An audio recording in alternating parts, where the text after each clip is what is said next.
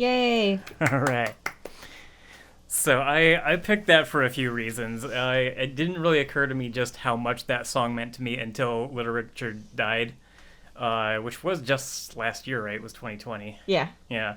Yeah, So I think so. I wrote and posted a little something about it, but it caused me to like stop and think about like why I even felt the need. So I typically don't feel like I need to write or like weigh in when celebrities die, just kind of Really? as a rule. Oh, There- there's a lot of character actors that mean a yeah. lot to me. I post like every time. I was like, oh, your fat Kodo died. Here's your Yeah. fat Kodo picture. Well, and I've done a few, but like I had to kind of stop and think like why do I feel compelled to write about Little Richard? And it really kind of boiled down to he's at the beginning of like every like essential piece of rock history I know. You know, like it's whenever you know the Beatles or Rolling Stones or anybody even more current kind of talk about what their influences are, it goes back about as far as Little Richard, and they all say Little Richard, and then that's usually about it. Like Oh, they don't tend to go back really? a lot farther. I always hear people say, particularly like from early days of rock, I always hear them say Otis Redding.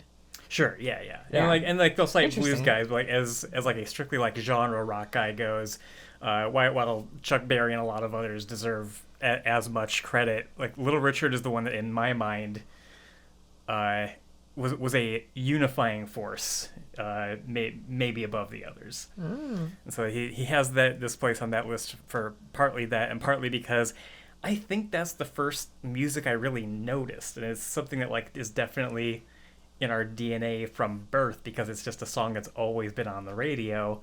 And when you're a kid, you don't really think that much about or even have any sense of like something being old. And I really think, and the more I thought about it and was writing my little piece, I really think that might have been the first time I kind of registered like, ooh, I like music. It does things to me. So that's Oh. why that song. Cool. I feel a little sheepish. My songs are not nearly so historical or thought provoking as that.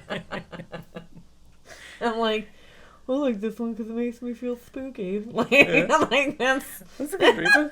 it is. I cheated anyway. Like that's something that I wrote a year ago. So Is it? it wasn't hard to like pick out like why this song. Fair enough. All right, well let's Should do we one of listen- yours, and you can yeah. Okay, We'll- go ahead we'll and talk play about it. that. This is "I Put a Spell on You" by Screamin' Jay Hawkins.